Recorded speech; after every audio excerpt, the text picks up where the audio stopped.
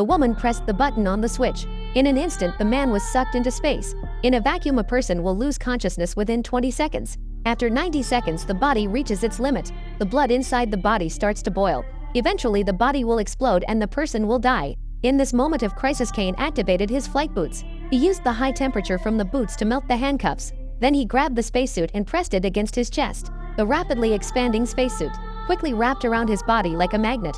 Even so, the oxygen inside the suit was only enough to last for 37 minutes. It wasn't long before the oxygen was depleted. In Kane's mind, memories of Amy began to flash. He was a family warrior created by the fusion of wolf genes in the Sykes family.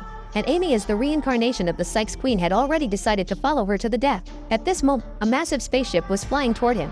When Kane regained consciousness, he found that it was the people from the Interstellar Police who had saved him.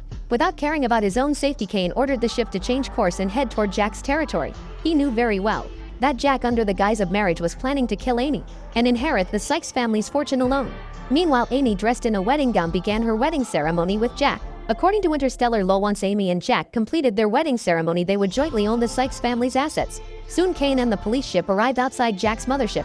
When Jack learned that the police wanted to board and inspect the mothership, he refused to let the wedding be interrupted.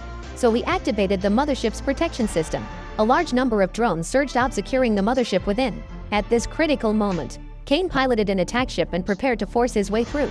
Facing the countless drones, Kane used his powerful firepower to clear a path. The drones ahead exploded, and just as the attack ship was about to be destroyed, it finally crashed into the mothership. Kane, with his flight boots, stopped the wedding ceremony. He told Amy the truth about Jack's intentions. He planned to kill her after the ceremony and monopolize the Sykes family's wealth. Realizing his plan had been exposed, and with the police ship still monitoring outside the mothership, Jack reluctantly allowed them to leave. However, after returning to Earth, Amy discovered that her mother and adoptive father's family had been captured by the Queen's eldest. Amy had no choice but to head to John's territory.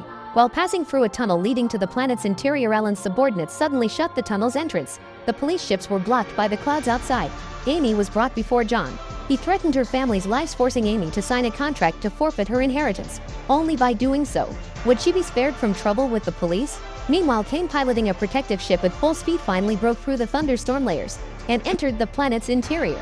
This was the Sykes family's factory where the immortality liquid was created. Kane's protective ship lost control and crashed into one of the buildings, setting it on fire. Soon the entire factory began to explode. Seeing the situation shift, John ordered his subordinates to immediately kill Amy.